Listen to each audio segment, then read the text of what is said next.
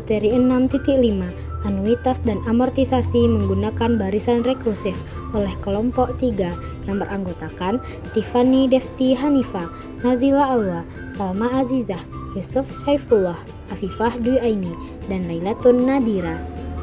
Tujuan 1. Menggunakan barisan dan alat grafik untuk menyelesaikan masalah anuitas. 2. Menggunakan barisan dan alat grafik untuk menyelesaikan masalah amortisasi. 3. Contoh soal anuitas dan amortisasi. Menggunakan barisan dan utilitas grafik untuk menyelesaikan masalah anuitas. Anuitas adalah suatu barisan setoran periodik yang sama besar. Setoran periodik ini dapat dilakukan setiap tahun, triwulan, bulanan, atau harian. Ketika setoran dilakukan pada saat yang sama dengan ketika bunga dikreditkan, anuitas tersebut disebut biasa atau ordinary. Jumlah amount suatu anuitas adalah jumlah dari semua setoran yang dilakukan ditambah semua bunga yang dibayarkan.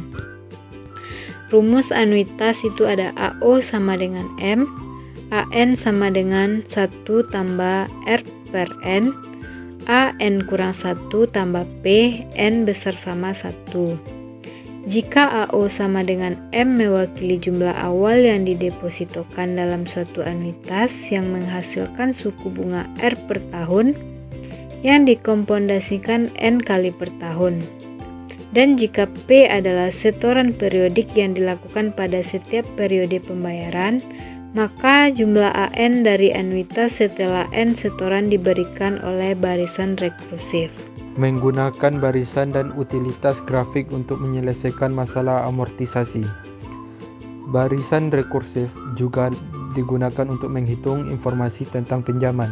Ketika pembayaran periodik yang sama dilakukan untuk melunasi pinjaman tersebut dikatakan diamortisasi.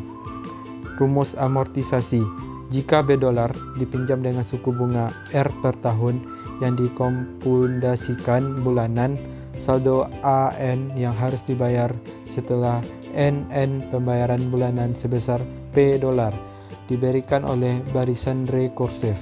Rumusnya A0 sama dengan B, AN sama dengan buka kurung 1 tambah R per 12 tutup kurung AN kurang 1 kurang P, N lebih besar sama dengan 1. Saldo pinjaman awal adalah B dolar. Saldo yang harus dibayar AN setelah N pembayaran akan sama dengan saldo yang harus dibayar sebelumnya, AN kurang 1, ditambah bunga yang dikenakan pada jumlah tersebut, dikurangi dengan pembayaran periodik P. Contoh soal anuitas. Sebuah perjalanan ke Cancun selama liburan musim semi akan menghabiskan biaya $450 dan pembayaran penuh jatuh tempo pada 2 Maret.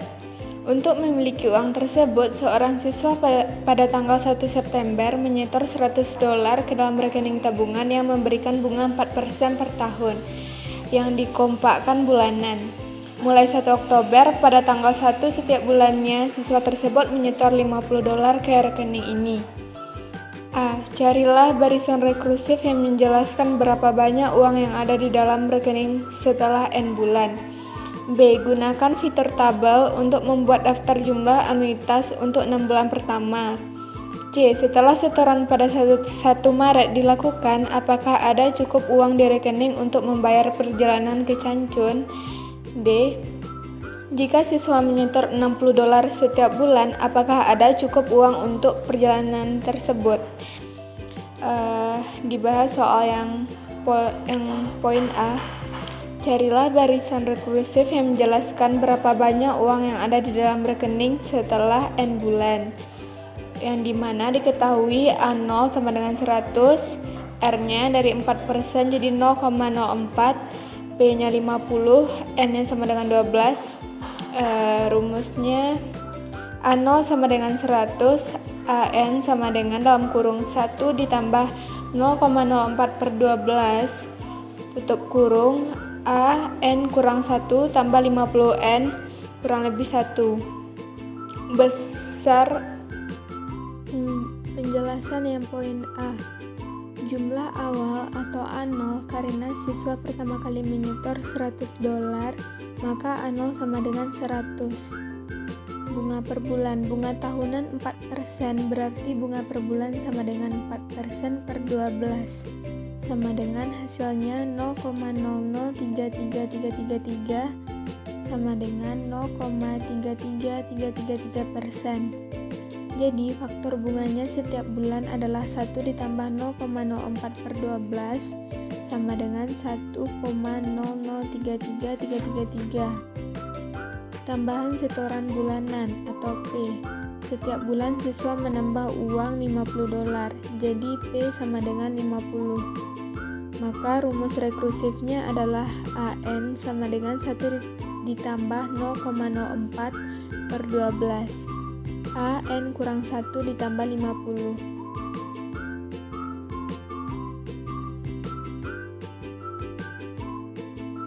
Setiap bulan, artinya setiap bulan uang dalam rekening bertambah karena ada bunga dari saldo sebelumnya. Dan juga ada tambahan setoran $50. Jadi kita gunakan rumus rekursif AN sama dengan 1 ditambah 0,04 per 12, AN kurang 1 ditambah 50 untuk menghitung berapa saldo di bulan ke-N. Untuk yang poin B, menggunakan rumus tadi untuk melihat berapa saldo setiap bulan dari September sampai Maret. Bunga tabungan sama dengan 1,003333, P-nya sama dengan 50. Rumusnya AN sama dengan 1 ditambah 0,04 per 12, AN dikurang 1 ditambah 50. Diketahui A0 sama dengan 100, A1 yaitu 1,0033 dikali 100 ditambah 50 sama dengan 150,333. Untuk mencari A2 yaitu 1,00333 dikali hasil dari A1 yaitu 150,333 ditambah 50, dapatlah 200,834. Begitupun seterusnya. A3 sama dengan 1,00333 dikali 200,834 ditambah 50 sama dengan 251,503. A4 sama dengan 1,00333 dikali 251,503 ditambah 50 sama dengan 302,342. A5 1,00333 dikali 302,342 ditambah 50 sama dengan 353,350. A6 1,0033 dikali 353,350 ditambah 50 sama dengan 404,527. Nah, pertanyaannya C. Setelah setoran pada 1 Maret dilakukan, apakah ada cukup uang di rekening untuk membayar perjalanan ke Changchun? Nah, jawabannya ialah setoran pada 1 Maret belum cukup untuk membayar perjalanan ke Changchun. D. Jika siswa menyetor $60 setiap bulan, apakah akan ada cukup uang untuk perjalanan tersebut? Diketahui bunga tabungan sama dengan 1,003333, P-nya sama dengan 60. Jadi rumusnya AN sama dengan 1 ditambah 0,04 per 12, AN dikurang 1 tambah 60. Diketahui A0 sama dengan 100. Masukkan ke rumus. A1 sama dengan 1,0033 dikali 100 ditambah 60 sama dengan 160,333. A2 sama dengan 1,00333 dikali 160,333 ditambah 60 sama dengan 220,867. A3 sama dengan 1,00333 dikali 220,867 ditambah 60 sama dengan 281,604. A4 sama dengan 1,00333 dikali 281,604 ditambah 60 sama dengan 342,542. A5 sama dengan 1,00333 dikali 342,542 ditambah 60 sama dengan 403,684. A6 sama dengan 1,00333 dikali 403,684 ditambah 60 sama dengan 465,030. Jadi, jika siswa menyetor 60 US dollar setiap bulan, maka uang untuk perjalanan tersebut sudah cukup. Contoh soal amortisasi. John dan Wanda meminjam 180.000 dolar dengan bunga 7% per tahun yang dikompakkan bulanan selama 30 tahun untuk membeli sebuah rumah. Pembayaran bulanan mereka ditentukan sebesar 1.197 dolar 54 sen. A. Carilah rumus rekursif yang mewakili saldo mereka setelah setiap pembayaran 1.197 dolar 54 sen dilakukan. B. Tentukan saldo mereka setelah pembayaran pertama dilakukan. C. Kapan saldo mereka akan berada di bawah 170.000 dolar. Untuk menyelesaikan soal berikut, diketahui A0 sama dengan 180.000, R sama dengan 0,07 didapatkan dari 7% dibagi 100. P sama dengan 1197,54. N sama dengan 12. Untuk soal pertama, carilah rumus rekursif yang mewakili saldo mereka setelah setiap pembayaran 1.197,54 dilakukan. Rumus rekursif dari pembayarannya yaitu A0 sama dengan 180.000,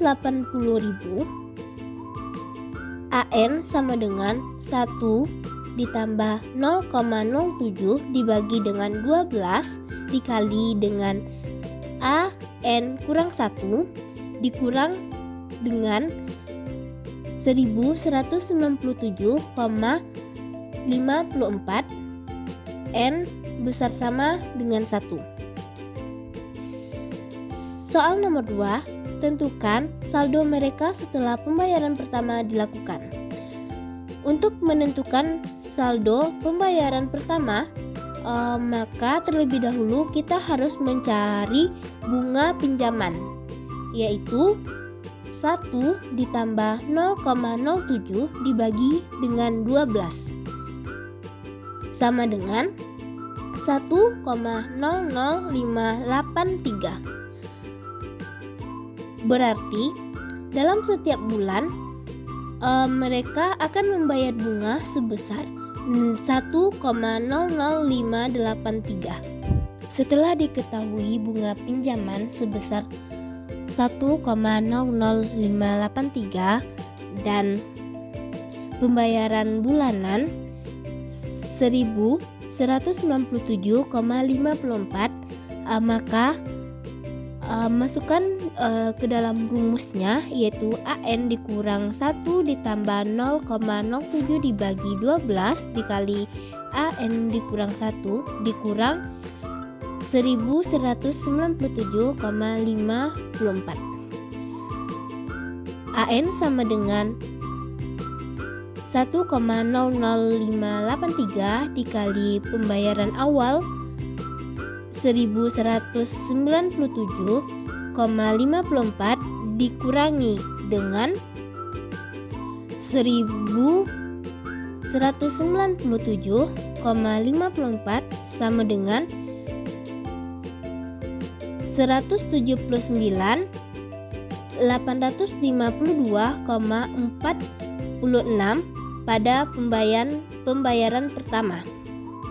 Maka saldo pembayaran pertama yaitu 199.852,46. Selanjutnya, untuk soal nomor 3, kapan saldo mereka akan berada di bawah 170.000, maka kita akan melihat setiap angsuran per bulannya, yaitu dengan cara AN sama dengan 1,00583 dikali angsuran sebelumnya dikurang 1197,54. Untuk menentukan angsuran kedua, maka A2 sama dengan 1,00583 dikalikan dengan angsuran sebelumnya, yaitu angsuran pertama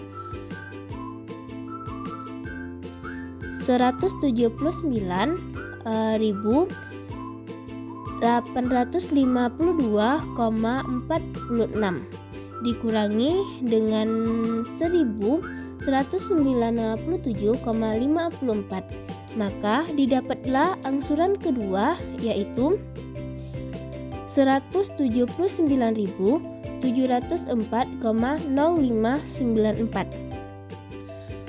Untuk mencari angsuran bulanan seterusnya dapat dengan mudah menggunakan aplikasi Microsoft Excel.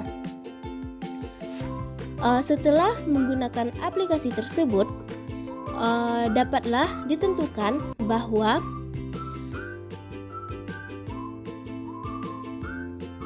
saldo mereka akan berada di bawah 170.000 pada angsuran atau pada pembayaran ke A58. Dari materi ini, kita dapat memahami bahwa pola pembayaran atau sisa pinjaman dalam anuitas dapat dijelaskan melalui barisan rekursif, di mana setiap suku bergantung pada suku sebelumnya. Dengan pendekatan ini, kita bisa melihat bagaimana nilai sisa utang menurun secara sistematis setiap periode, serta bagaimana komponen bunga dan pokok berubah dari waktu ke waktu. Semoga penjelasan ini membantu kalian memahami hubungan antara konsep matematika rekursif dengan penerapannya dalam dunia keuangan. Terima kasih sudah menyimak sampai akhir dan jangan lupa untuk mempelajari contoh soal agar konsepnya semakin jelas.